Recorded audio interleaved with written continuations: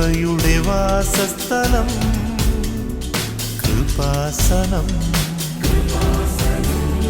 കൃപയുടെ വാസസ്ഥലം കൃപാസനം.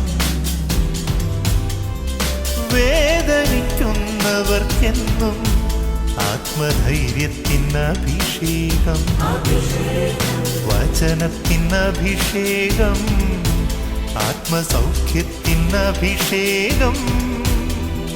വരുവിൻ നിങ്ങൾ യേശുവിൻ സന്നിധേ, അവനേകും സാന്ത്വനം. കൃപയുടെ വാസസ്ഥലം കൃപാസനം. കൃപയുടെ വാസസ്ഥലം കൃപാസനം.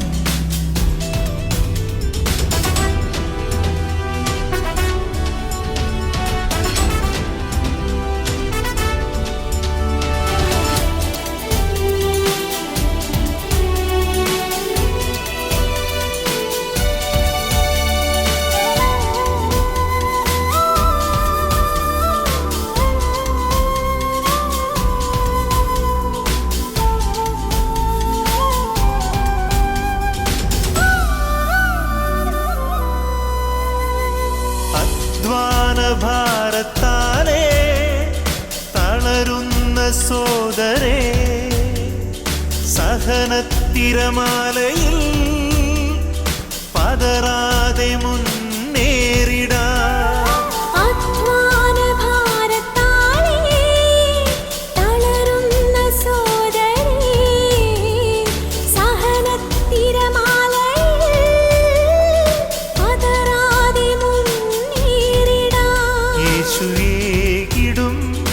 അഭിഷേകം സാന്ത്വനാഭിഷേകം.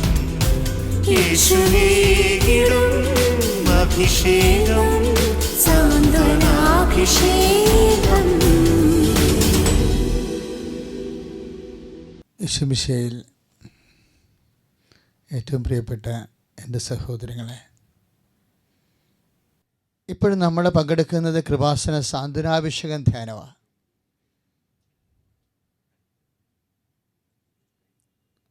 സാന്ത്വനാഭിഷേകം ധ്യാനം എന്ന് പറയുമ്പോൾ സ്വാഭാവികമായി സാന്ത്വനം ദൈവത്തിൻ്റെ വാഗ്ദാനങ്ങളിലൊന്നാണ്.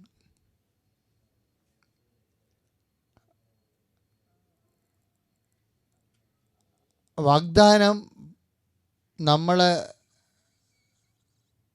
അവകാശപ്പെടുത്തുമ്പോഴാണ് നമുക്ക് സാന്ത്വനം അഭിഷേകമാകുന്നത്, അല്ലെങ്കിൽ അനുഭവമാകുന്നത്. ഇപ്പം ഞാൻ തന്നെ നിന്നെ സാന്ത്വനപ്പെടുത്തും,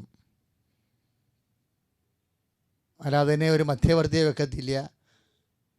വ്യക്തിപരമായിട്ട് ഞാൻ തന്നെ നിൻ്റെ കൂടെ വരും.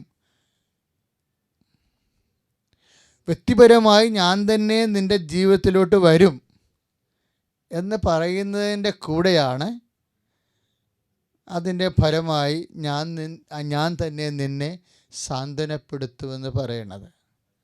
അപ്പോൾ ദൈവത്തിൻ്റെ പേഴ്സണൽ പ്രസൻസാണ് ഈ കൺസൾട്ടേഷൻ്റെ പ്രധാനപ്പെട്ട കാരണം. ദൈവം വ്യക്തിപരമായി, എപ്പോഴാണ് ദൈവം വ്യക്തിപരമായി നമ്മുടെ ജീവിതത്തിൽ വരുന്നത്? ദൈവം എപ്പോഴാണ് വ്യക്തിപരമായി നമ്മുടെ ജീവിതത്തിൽ വരുന്നതെന്ന് നമ്മൾ അറിഞ്ഞിരിക്കണം നല്ലതാണ്. പലപ്പോഴും ഇപ്പം അനുഗ്രഹങ്ങൾ ദൈവത്തിൽ നമുക്ക് ലഭിക്കുന്നതാണ്. അനുഗ്രഹങ്ങൾ എന്താണ്?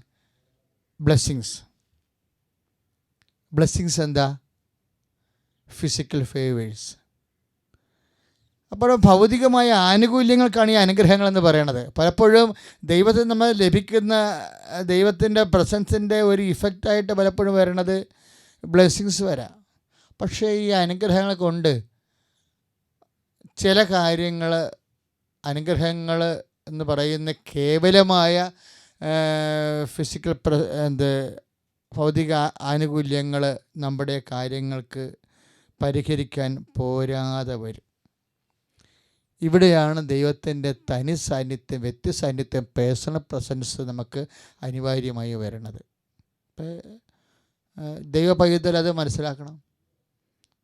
ചില കാര്യങ്ങൾ നമ്മുടെ പ്രാർത്ഥന കൊണ്ടും സാധാരണ തരത്തിലുള്ള ആധ്യാത്മികമായ അനുഷ്ഠാന ജീവിതം കൊണ്ടും ചിലപ്പോൾ ആത്മവിശുദ്ധീകരണം കൊണ്ടും പോലും ചില കാര്യങ്ങൾക്ക് അതിനേക്കാൾ ഹൈ വോൾട്ടേജ് വേണ്ടി വരും, ഹെവി ഡ്യൂട്ടി വേണ്ടി വരും. അപ്പോൾ ജീവിതത്തിൻ്റെ ഹെവി ഡ്യൂട്ടി ആയിട്ടുള്ള കാര്യങ്ങൾ നിർവഹിച്ചെടുക്കുന്നത് ദൈവത്തിൻ്റെ പേഴ്സണൽ പ്രസൻസ് കൊണ്ടാണ് എന്നാണ് വിശുദ്ധ ഗ്രന്ഥത്തിൻ്റെ പൊതുവെയുള്ള കാഴ്ചപ്പാട്, നിലപാട്, സമീപനമൊക്കെ. കാര്യം ഉദാഹരണത്തിന് ഇപ്പോൾ ജെറീക്കോ കോട്ട നമ്മുടെ പിതാക്കന്മാരുടെ ജീവിതത്തിൽ വന്ന, പുറപ്പാട് ജീവിതത്തിൽ വന്ന മഹാദുർഘടങ്ങളിലൊന്ന് എന്താണ്? സീനായി മലമുകളിൽ നിന്ന്, താഴ്വരങ്ങളിൽ നിന്ന് അവർ വാഗ്ദാന നാട്ടിലൂടെ പോകുന്നതിന് വേണ്ടി അവരെ പേടിപ്പിച്ച 2 കാര്യങ്ങളാണ്. എന്താണ്? ഒന്ന് ജെറീക്കോ കോട്ട, അവിടെ രാക്ഷസന്മാരും സൈനിക ബലവും സൈനിക ശക്തിയുമുള്ള, സൈനിക നൈപുണ്യമുള്ള യുദ്ധവീരന്മാരായ ഒരു സമൂഹമാണ്. അപ്പോൾ ഇസ്രയേലിൻ്റെ ശേഷി കൊണ്ട്, ശക്തി കൊണ്ട് അവരെ പ്രതിരോധിക്കുന്നത് അത്ര എളുപ്പമല്ല. അപ്പം കേവലം അനുഗ്രഹം കൊണ്ട് ചിലപ്പോൾ അത് നടക്കാതെ വരും. ഇനി ജോർദാൻ വറ്റിക്കണതോ, ജോർദാൻ ഇനി വെള്ളം കുറവുള്ള സ്ഥലത്തൂടെ നീന്തി കയറി അപ്പുറത്ത് ചെല്ലാമെന്ന് പറഞ്ഞാലും അതും അത്ര എളുപ്പമുള്ള കാര്യമല്ല. എന്താ കാര്യം? അപ്പുറത്ത് കാനനൈസ് ഉണ്ട്, സമറിറ്റൻസ് ഉണ്ട്, ഫിലിസ്തീയരുണ്ട്, ജബുസീയരുണ്ട്, എല്ലാ കാട്ടുജാതി വർഗ്ഗങ്ങളും ഉണ്ട്. അവർ വെള്ളത്തിലിട്ട് പുതിയ അധിനിവേശക്കാരെ വെട്ടിക്കൊല്ലും. അപ്പോൾ അതും നടക്കത്തില്ല. എങ്ങനെ ദൈവത്തിൻ്റെ വ്യക്തിപരമായ സാന്നിധ്യം നമുക്ക് അനിവാര്യമായി വരുന്നു എന്നുള്ള സൂചന പറഞ്ഞുകൊണ്ടിരിക്കുക. നിങ്ങളുടെ ജീവിതത്തിലും ഒരു വിഷയം നിങ്ങളുടെ കഴിവിന് അപ്പുറത്ത് വരുന്നുണ്ടെങ്കിൽ നിങ്ങൾക്ക് മനസ്സിലാക്കണം, ദൈവം ബൈ പേഴ്സൺ വരേണ്ട കാര്യമാണ്, വരേണ്ട സാഹചര്യമാണുള്ളതെന്ന്. അപ്പോൾ അവരിൽ കുറച്ച് പേര് പറഞ്ഞ് ഞങ്ങൾ തിരിച്ച് പോകാം എന്ന് ആലോചിക്കുകയാണ്. എങ്ങോട്ട് തിരിച്ചു പോകണത്? മുമ്പോട്ട് പോയാൽ കൊലപാതകം നടക്കും. കാരണം ജെറീക്കോക്കാർ കൊല്ലും, അല്ലെങ്കിൽ ജോർദാനിൽ പോയാൽ ഫിലിസ്റ്റീൻസ് കൊല്ലും. ഇനി പുറകോട്ട് പോയാലോ? അവരങ്ങനെ ചിന്തിക്കുന്നുണ്ട് കുറേ പേര്. പാളയത്തിൽ പടം ഉണ്ടാക്കിയിട്ടുണ്ട് അവരെ. ഫറവോട് പോയി പട്ടാങ്ങി പറഞ്ഞിട്ട് പഴയ കച്ചിപ്പണിയൊക്കെ തുടങ്ങാം, ഇഷ്ടികപ്പണിയൊക്കെ തുടങ്ങാം. ഒന്നുമില്ലെങ്കിൽ ഭക്ഷണം കിട്ടുമല്ലോ, ചാകാണ്ട് കിടക്കുമല്ലോ, അടിമത്തം ഭക്ഷണം കിട്ടുമല്ലോ എന്നുള്ള അങ്ങനെ തിരിച്ച് പോകാമെന്ന് കുറിച്ച് ചിന്തിക്കുന്ന ആൾക്കാർ. അത് ശരിക്കും പറഞ്ഞാൽ ഇസ്രായേലിനെ സംബന്ധിച്ച് അടിമത്തത്തിൽ ദൈവം തെറ്റിച്ചതിന് ശേഷം പിന്നെ തിരിച്ച് അടിമത്തത്തിലേക്ക് തന്നെ പോകുന്നത് ഒരുതരം ആത്മഹത്യാപരമാണ്. അപ്പോൾ പുറകോട്ട് പോയാൽ ആത്മഹത്യ, മുമ്പോട്ട് പോയാൽ ഫിലിസ്ത്യർ കൊല്ലും. ആത്മഹത്യയ്ക്കും കൊലക്കും നടുവിലൂടെ ആർത്തനാദം പോലെ പായുന്ന ജീവിതം എന്ന് പറഞ്ഞാൽ, അല്ലെങ്കിൽ നിന്ന് നഷ്ടം തിരിയുന്ന ജീവിതമാണ് ഇവരുടേത്. ഈ സമയത്താണ് മോസസ് പറയണത്, ഇങ്ങനെ പോയാൽ ഇവരെന്നെയും കൊല്ലും. അപ്പോൾ ദൈവം പറയുന്ന വാക്കുണ്ട്, ഞാൻ നിങ്ങളുടെ കൂടെ വരാമെന്ന്. ഇതാണ് ബൈബിളിലെ ഒരു ത്രെഡ് എന്ന് പറയുന്നത്. അതായത് മുമ്പിലോട്ട് പോകാൻ, അപ്പോൾ മുമ്പോട്ട് പോകാനും പറ്റത്തില്ല, പുറകോട്ട് പോകാനും പറ്റത്തില്ല. കേവലം അനുഗ്രഹങ്ങളെ കൊണ്ട് ഈ വിഷയം പരിഹരിക്കുമെത്തില്ല. അത് ദൈവത്തിന് അറിയാം. കേവലം അനുഗ്രഹങ്ങൾ കൊണ്ട് ഇങ്ങനെയുള്ള വിഷയങ്ങൾ പരിഹരിക്കത്തില്ല. അതുകൊണ്ട് ദൈവം തന്നെ പറഞ്ഞു, ഞാൻ തന്നെ നിങ്ങളുടെ കൂടെ വരാം. അപ്പോൾ വിശുദ്ധ ഗ്രന്ഥം നൽകുന്ന ഏറ്റവും ശക്തമായ വാഗ്ദാനങ്ങളിൽ ഒന്നാണ് I will come with you. ഇപ്പം നമ്മുടെ ഇമ്മാനുവേൽ എന്നൊക്കെ പറഞ്ഞു, അത് തന്നെയാണ് ദൈവം നമ്മോട് കൂടെ എന്ന് പറയണില്ലേ, അത് വാഗ്ദാനത്തിൻ്റെ ഭാഗമാണ്. ഈ വാഗ്ദാനങ്ങൾ എന്തിനുള്ളതാണ്? ഇപ്പം കാറ്റ് കൊള്ളാനുള്ളതാണ് അല്ലേ? പത്രോസ് തീ കായാനുള്ളതാണ്, അല്ലെങ്കിൽ തീ കൊണ്ട് ചൂടാക്കാനുള്ളതാണ്. വാഗ്ദാനങ്ങൾ എന്തിനുള്ളതാണ്? വാഗ്ദാനങ്ങൾ അവകാശമാക്കാനുള്ളതാണ്. എങ്ങനെ വാഗ്ദാനങ്ങൾ അവകാശമാക്കണത്? വാഗ്ദാനങ്ങൾ അവകാശമാക്കുന്നത് വിശ്വാസത്തിലൂടെയാണ്. അതാണ് എബ്രാഹാം വിശ്വസിച്ചു, അവൻ്റെ വിശ്വാസം നീതിയായി പരിഗണിക്കപ്പെട്ടുവെന്ന് കർത്താവിൻ്റെ വചനം ഉൽപ്പത്തി പുസ്തകം 15:6 രേഖപ്പെടുത്തുന്നത്. വാഗ്ദാനങ്ങളെ നമ്മൾ അവകാശപ്പെടുത്തുകയാണ്. പഴയ നിയമത്തിലെ പുറപ്പാട് തലമുറയ്ക്ക് ആ തലമുറ തന്നെ ദൈവം വാഗ്ദാന നാട് പ്രാപിച്ചില്ല, മക്കളാണ് പ്രാപിച്ചത്. ദൈവത്തെ സംബന്ധിച്ചിടത്തോളം അനുഗ്രഹം നിനക്ക് കിട്ടുന്നത് നിൻ്റെ മക്കൾക്ക് കിട്ടുന്നതും ദൈവത്തിന് ഒരുപോലെയാണ്. അപ്പോൾ അതെനിക്കല്ല കിട്ടും, എൻ്റെ മക്കൾക്കല്ല കിട്ടുന്ന പറഞ്ഞൊരു കാര്യമില്ല. ദൈവം കണക്കാക്കണം നിനക്ക് തന്ന പോലെയാണ്. അതാണ് പ്രശ്നം. പക്ഷേ താമസിക്കേണ്ട ഗുണമുള്ള കാര്യമില്ല. താമസിക്കുമ്പോൾ ഓർക്കുക, നിൻ്റെ ഫെയ്ത്തിൻ്റെ കാലം കഴിഞ്ഞ് നിനക്ക് വിശ്വസ്തയുടെ കാലമായി. 1 പത്രോസ് 1:7 നമ്മളെന്താ വായിക്കണത്? പ്രലോഭനങ്ങളെ അതിജീവിച്ച വിശ്വാസം ഊതിക്കാച്ചിയ പൊന്നിനേക്കാൾ വിലയുള്ളതാണ്. വിലയുള്ള വിശ്വാസം എന്നാ പറയണത്. ഈ വിലയുള്ള വിശ്വാസം ആണ് വിശ്വസ്തത. ദൈവം വാഗ്ദാനങ്ങൾ വിശ്വസ്തനായ ദൈവം ബൈ പേഴ്സൺ ആദ്യം പറഞ്ഞതുപോലെ വ്യക്തിപരമായി നിനക്ക് സാന്നിധ്യം നൽകുകയും ദൈവത്തിൻ്റെ സാന്നിധ്യത്തിൽ ഇഹത്തിലും പരത്തിലും നീ ഐശ്വര്യവും അഭിവൃദ്ധി പ്രാപിക്കുകയും ചെയ്യും. കർത്താവായ ദൈവമേ, ജീവിത പരീക്ഷണങ്ങൾ വിശ്വസ്തതയ്ക്ക് തെളിയിക്കുന്നതിന് വേണ്ടി, വിശ്വാസത്തെ അളക്കുന്നതിന് വേണ്ടി, വിലയുള്ള വിശ്വാസം വിശ്വസ്തതയായി ദൈവം സ്വീകരിക്കുന്നതിന് വേണ്ടി, സ്വീകരിച്ച് ദൈവവാഗ്ദാനങ്ങളിൽ ഞങ്ങൾ പ്രാപിക്കുന്നതിന് വേണ്ടി ക്രമീകരിച്ചിട്ടുള്ളതാണെന്ന് മനസ്സിലാക്കി പ്രശ്നങ്ങളിൽ പതറാതെ പ്രാർത്ഥനയിൽ പ്രത്യാശയോടെ മുന്നേറാൻ അമ്മേ, പരിശുദ്ധമേ ദേവമാതാവേ, ഞങ്ങൾക്കെല്ലാവർക്കും വേണ്ടി മാധ്യസ്ഥം വഹിക്കണം.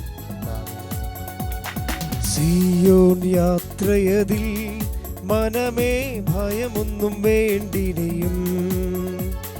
സിയോൻ യാത്രയതിൽ മനമേ ഭയമൊന്നും വേണ്ടിനിയും. അബ്രഹാമിൻ ദൈവം, ഇസഹാക്കിൻ ദൈവം, യാക്കോബിൻ ദൈവം കൂടെയുള്ളതാം. അബ്രഹാമിൻ ദൈവം, ഇസഹാക്കിൻ ദൈവം, യാക്കോബിൻ ദൈവം കൂടെയുള്ളതാം. സിയോൻ യാത്രയതിൽ മനമേ ഭയമൊന്നും വേണ്ടിനിയും. സിയോൻ യാത്രയതിൽ മനമേ ഭയമൊന്നും വേണ്ടിനിയും. കരങ്ങൾ ഉയർത്തിക്കൊണ്ട് സ്തുതിക്കട്ടെ. ഹല്ലേലൂയ. യേശുവേ സ്തോത്രം, യേശുവേ നന്ദി, കർത്താവേ സ്തോത്രം, ദൈവമേ ഹല്ലേലൂയ, ഹല്ലേലൂയ, ഹല്ലേലൂയ. കരങ്ങൾ അടിച്ചോണ്ട് പാടാം. ഒന്നിനെ കുറിച്ചിനിയും എനിക്കാകുല ചിന്തയില്ല. ഒന്നിനെ കുറിച്ചിനിയും എനിക്കാകുല ചിന്തയില്ല. ജീവമന്ന തന്നവൻ എന്നും ക്ഷേമമായി പാലിക്കുന്നു. ജീവമന്ന തന്നവൻ എന്നും ക്ഷേമമായി പാലിക്കുന്നു. അബ്രഹാമിൻ ദൈവം, കരങ്ങൾ ഉയർത്തിയടിച്ചുകൊണ്ട് ദൈവം, ഇസഹാക്കിൻ ദൈവം, യാക്കോബിൻ ദൈവം കൂടെയുള്ളതാം. സിയോൻ യാത്രയതിൽ മനമേ ഭയമൊന്നും വേണ്ടിനിയും. സിയോൻ യാത്രയതിൽ മനമേ ഭയമൊന്നും വേണ്ടിനി. സ്തുതിക്കട്ടെ. ഹല്ലേലൂയ, ഹല്ലേലൂയ, ഹല്ലേലൂയ, ഹല്ലേലൂയ. കരങ്ങൾ ഉയർത്തിക്കൊണ്ട് സ്തുതിക്കട്ടെ. അതിശക്തമായി സ്തുതിച്ച് പ്രാർത്ഥിക്കട്ടെ. കർത്താവായ ദൈവമേ, അനുഗ്രഹങ്ങൾ വാരിക്കോരി ചെയ്യുന്നവനെ, അവിടുത്തെ പരിശുദ്ധാത്മാവിനെ വിളിച്ചപേക്ഷിച്ച് പ്രാർത്ഥിക്കുന്ന കർത്താവേ, കർത്താവായ ദൈവമേ കൃപ ചൊരിയണമേ എന്ന് പ്രാർത്ഥിക്കുന്ന കർത്താവേ, എൻ്റെ ഈശോയെ ഇപ്പോൾ കർത്താവേ കൃപാസന സാന്ത്വനാഭിഷേക ശുശ്രൂഷയിലെ പങ്കുചേർന്ന കുടുംബങ്ങള്, കർത്താവേ വ്യക്തികള്, സമൂഹങ്ങള്, കർത്താവേ അവിടെ നിരവധിയായ നിയോഗങ്ങള്, പ്രാർത്ഥനാവശ്യങ്ങള് കർത്താവേ ഇപ്പോൾ ഏറ്റെടുക്കണമേ എന്ന് പ്രാർത്ഥിക്കുന്നു. യേശുവേ ആരാധന, യേശുവേ ആരാധന. ഹല്ലേലൂയ, ഹല്ലേലൂയ, hallelujah. Praise the Lord. Praise the Lord. പ്രിയപ്പെട്ടവരെ, കർത്താവിൻ്റെ വലിയ ശുശ്രൂഷ കൂടിക്കൊണ്ടിരിക്കുന്ന നിങ്ങൾക്ക്, കർത്താവിൻ്റെ ജീവിക്കുന്ന വലിയ ശക്തി വിശേഷം അവിടുത്തെ കൈകൾ നീണ്ടു വന്ന്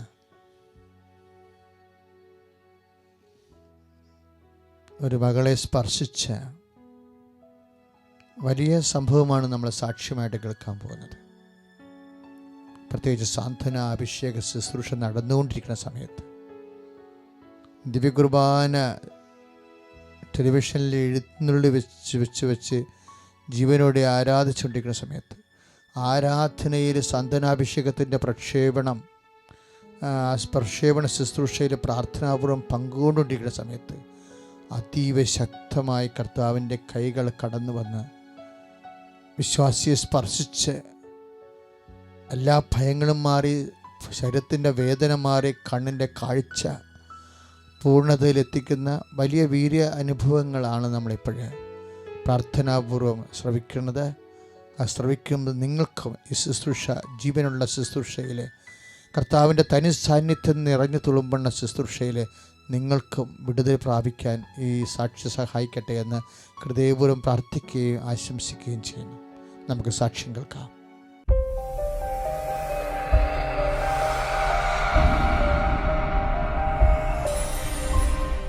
എൻ്റെ പേര് ജോഷ്മി ഷാജി. ഞാൻ കുറവിലങ്ങാടുന്ന് വരുന്നു. ഞാനാണെങ്കിൽ ബിടെക്കിന് പഠിക്കുമായിരുന്നു. എനിക്ക് പഠനത്തിൽ ഭയങ്കര തടസ്സങ്ങളായിരുന്നു. അപ്പോൾ അത് വെച്ചിട്ട് എനിക്ക് ഭയങ്കര വിഷമമായിരുന്നു. ഭയങ്കരമായിട്ട് മടുത്തൊരു അവസ്ഥയായിരുന്നു. അപ്പോഴാണ് ഞാൻ മമ്മി എന്നോടാണെങ്കിൽ കൃപാസന മാതാവിൻ്റെ സാധനാഭിഷേകത്തിൽ പങ്കെടുക്കാൻ പറഞ്ഞു. അപ്പോൾ ശരിക്കും എനിക്കൊരു ദേഷ്യമൊക്കെ വന്നു. എന്നാലും ഞാൻ പോയിരുന്നു. കൂടിക്കഴിഞ്ഞപ്പം സാക്ഷ്യവും അച്ഛൻ്റെ വചനമൊക്കെ കേട്ടപ്പോൾ എനിക്ക് ഭയങ്കരമായിട്ട് എന്തൊരു ഉള്ളിലൊരു അഭിഷേകം പോലെ എനിക്ക് തോന്നി.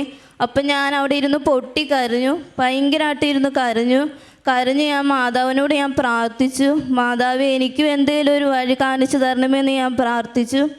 അങ്ങനെ ആരാധനയുടെ സമയത്ത് ഞാനാണെങ്കിൽ ദിവ്യകാരുണ്യത്തിൽ തൊട്ട് ഞാൻ പ്രാർത്ഥിച്ചു. ഭയങ്കരമായിട്ട് ഞാൻ കരഞ്ഞ് പ്രാർത്ഥിച്ചു അമ്മയോടും തിരുക്കുമാരനോടും. അന്നേരം തൊട്ട് പ്രാർത്ഥിച്ച് ആ സമയത്ത് ഒരു കൈ വന്ന് എൻ്റെ കൈമേ തൊട്ടു. എൻ്റെ കയ്യിൽ വിരലുകളെല്ലാം വളഞ്ഞിരിക്കുന്നതായിട്ട് എനിക്ക് തോന്നി. ആ സമയം തന്നെ ഞാൻ ബോധം കെട്ട് വീണ് കഴിഞ്ഞപ്പം മമ്മി കൃപാസന മാതാവിൻ്റെ തൈലവും എണ്ണയും പുരട്ട് ചെയ്തു. അത് കഴിഞ്ഞ് ഞാൻ എണീറ്റ് കഴിഞ്ഞപ്പം എനിക്ക് കുറേ നാളുകളായിട്ട് എൻ്റെ ബോഡിക്ക് ഫുൾ പെയിനായിരുന്നു, ഭയങ്കര വേദനയായിരുന്നു. അപ്പം അതിന് ശേഷം എണീറ്റ് കഴിഞ്ഞപ്പോൾ എൻ്റെ ബോഡി ഫുള്ള് ഫ്രീ ആയി. ഞാനാണെങ്കിൽ ശരീരത്തിലുണ്ടായിരുന്ന ആ വേദന ഫുള്ള് മാറി. പിന്നെ ഞാൻ കണ്ണാടി വയ്ക്കുന്നുണ്ടായിരുന്നു. എനിക്ക് കാഴ്ച കുറവായിരുന്നു. 2 വർഷമായിട്ട് അകലെയുള്ള ഒന്നും എനിക്ക് കാണാൻ പറ്റത്തില്ലായിരുന്നു. എന്നാലും കണ്ണാടി ഞാൻ അങ്ങനെ വെക്കത്തില്ലായിരുന്നു. എന്തോ ഒരു നാണക്കേല് പോലെ ആയ കാരണം ഞാൻ വെക്കില്ലായിരുന്നു. അപ്പം എൻ്റെ കണ്ണൊക്കെ അങ്ങ് വിടർന്നൊരു ഫീലിങ്സ് എനിക്ക് ഉണ്ടായി. അപ്പം പിന്നെ ഞാൻ ദൂരോട്ടൊക്കെ നോക്കുമ്പോൾ എനിക്ക് എൻ്റെ എല്ലാം ഫുൾ കാഴ്ച എനിക്ക് കാണാൻ പറ്റുന്നുണ്ട്. അകലെയുള്ള എല്ലാം എനിക്ക് കാണാൻ പറ്റുന്നുണ്ട്. ഈ അനുഗ്രഹം തന്ന എൻ്റെ മാതാവിന് ഒത്തിരി നന്ദി പറയുന്നു.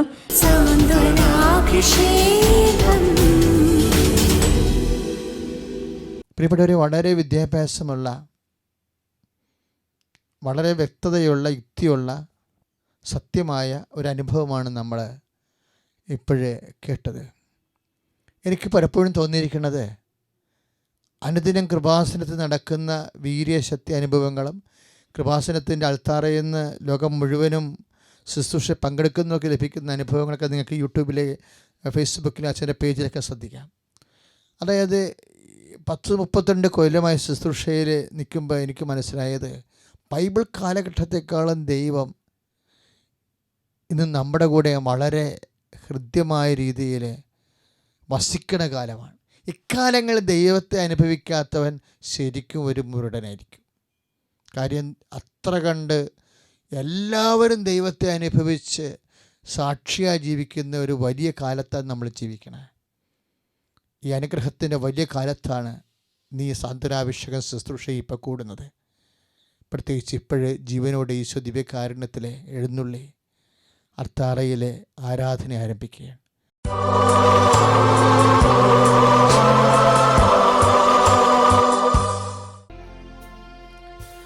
തുല്യം ചൊല്ലാൻ ആരുമില്ലേ അങ്ങെപ്പോലെ യേശുവേ,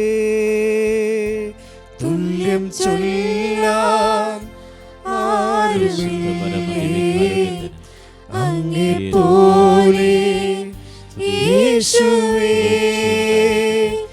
ജീവനേ സ്വന്തമേ ജീവനേ സ്വന്തമേ, അങ്ങേ മാറിൽ ചാരുന്നു ഞാൻ, അങ്ങേ മാറിൽ ചാരുന്നു ഞാൻ.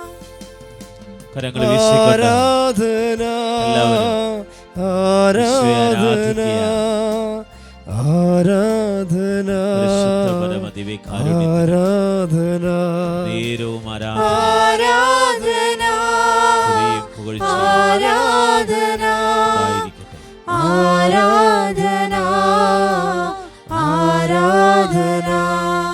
പരിശുദ്ധ പരമദിവ്യകാരുണ്യത്തിന്, പരിശുദ്ധ പരമദിവ്യകാരുണ്യത്തിന് നല്ലവനായ ഈശോയെ, അതീവ വിശ്വാസത്തോടെ ഞങ്ങൾ അങ്ങയിലേക്ക് സമ്പൂർണ്ണമായി സമർപ്പിക്കുന്ന കർത്താവേ, കർത്താവ് ലോകം മുഴുവനും ഈ ശുശ്രൂഷയിൽ പങ്കെടുത്തുകൊണ്ടിരിക്കുന്ന അനേകായിരം മക്കളെ ഞങ്ങളെപ്പോഴ് എളിമയോടെയും വിനയത്തോടെ ഞങ്ങളുടെ തിരുസന്നിധിയെ സമർപ്പിക്കുന്നു. ഈശോ, ഞങ്ങളുടെ ദൈവം ഞങ്ങളെ സന്ദർശിച്ചു എന്ന് ബൈബിളിൽ എഴുതിയിരിക്കുന്ന പോലെ ഈ ആരാധനയിൽ ഉണ്ടാകുന്ന വലിയ അനുഭവത്തിൻ്റെ വിടുതൽ, ദൈവത്തിൻ്റെ സന്ദർശനം ഓരോ മക്കളും അനുഭവിക്കാൻ ഇടയാക്കണം ഈശോ. ഈശോ മധ്യസ്ഥ പ്രാർത്ഥന കൃപാസനത്തിൽ അനേക അഖണ്ഡ ജപമാലകൾ ചൊല്ലി പ്രാർത്ഥിക്കുന്നവരുടെ പ്രാർത്ഥനയും ഉടമ്പടി പ്രാർത്ഥനയിലുള്ള ആരാധനയുടെ അഭിഷേക പ്രാർത്ഥനയും എല്ലാം കർത്താവേ, ഈ ആരാധനയിൽ പങ്കെടുത്ത് കർത്താവേ വിഷമിച്ച് നിൽക്കുന്ന എല്ലാവർക്കും വേണ്ടി കർത്താവേ, വിഷമത്തോടെ പങ്കെടുക്കുന്ന എല്ലാവർക്കും വേണ്ടി കർത്താവേ ഞങ്ങൾ പ്രാർത്ഥിക്കുന്നു. അവർ രോഗികളുണ്ട് കർത്താവേ, പലതരത്തിലുള്ള പീഡിതരുണ്ട്, മാനസിക തകർച്ചയുള്ളവരുണ്ട്, സാമ്പത്തിക ദുരിതം അനുഭവിക്കുന്നവരുണ്ട്, കുടുംബത്തിൽ കർത്താവേ സമാധാനമില്ലാത്തവരുണ്ട്. എന്ത് ജീവിതത്തിൻ്റെ ഓരോ വിളികളിൽ കർത്താവേ വിവാഹമായാലും മറ്റു തരത്തിലുള്ള വിളികളിലായാലും കർത്താവേ എന്തിനെന്ന് പറയാൻ ആശക്കുഴക്കമുള്ളവരുണ്ട്, വൈവാഹിക ദോഷമുള്ളവരുണ്ട്, പലതരത്തിൽ കർത്താവേ help those who have all kind of troubles എന്ന് കർത്താവ് ഓരോ തരത്തിലും കർത്താവ് 2 കൊരിന്ത്യർ 1:4 എഴുതിയിരിക്കുന്ന പോലെ കർത്താവ് എല്ലാത്തരം പ്രയാസം അനുഭവിക്കുന്നവരെ സാന്ത്വനപ്പെടുത്താൻ കർത്താവ് അങ്ങ് ഞങ്ങൾക്ക് നൽകിയ സാന്ത്വനത്താൽ അവരെ സാന്ത്വനപ്പെടുത്താൻ ഞങ്ങളെ ശക്തിപ്പെടുത്തണമെന്ന് പ്രാർത്ഥിച്ച് പൗലോസ് പ്രാർത്ഥിച്ച പോലെ കർത്താവ് പലതരത്തിലുള്ള വേദന അനുഭവിക്കുന്നവർക്ക് വേണ്ടി ഞങ്ങൾ പ്രാർത്ഥിക്കുകയാണ് ഈശോയെ. അതുപോലെ തന്നെ കർത്താവ് യേശു ക്രിസ്തു എല്ലാമാണ് എല്ലാവരിലുമാണെന്ന് കർത്താവ് കൊളോസ്യസ് 3:11 വചനം ഞങ്ങൾ അനുസ്മരിച്ച് കർത്താവ് അപ്പോഴേ എല്ലാ തരത്തിലുള്ള വേദന അനുഭവിക്കുന്നവരെ എല്ലാവരെയും കർത്താവ് എല്ലാ കാര്യങ്ങളിലും കർത്താവ് അനുഗ്രഹിക്കാൻ ശക്തിപ്പെടുത്തുവാൻ സൗഖ്യപ്പെടുത്തുവാൻ കർത്താവിൻ്റെ ശക്തി കൊടുക്കട്ടെ. ശ്രുതികട്ടെ ഹല്ലേലൂയ. വേദനകൾ സമർപ്പിക്കുന്ന കർത്താവേ, സമർപ്പിക്കുന്ന ആരാധന ആരാധന ആരാധന ആരാധന ആരാധന ആരാധന.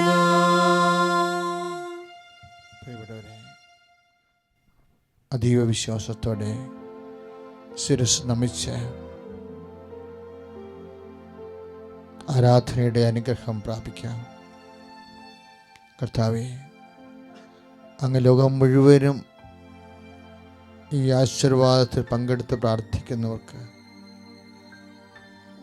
ഇന്ന് തന്നെ അവരുടെ ജീവിതത്തിൽ കർത്താവിൻ്റെ സമാശ്വാസം പ്രാപിക്കാൻ ഇടയാക്കണമേ. പ്രത്യേകിച്ച് അവരുടെ കഴിവിൻ്റെ അപ്പുറത്തുള്ള എല്ലാ വിഷയങ്ങളും കൃപയുടെ അഭിഷേകമാക്കി മാറ്റണമേ. യേശുവേ സ്തോത്രം, യേശുവേ നന്ദി, യേശുവേ ആരാധന.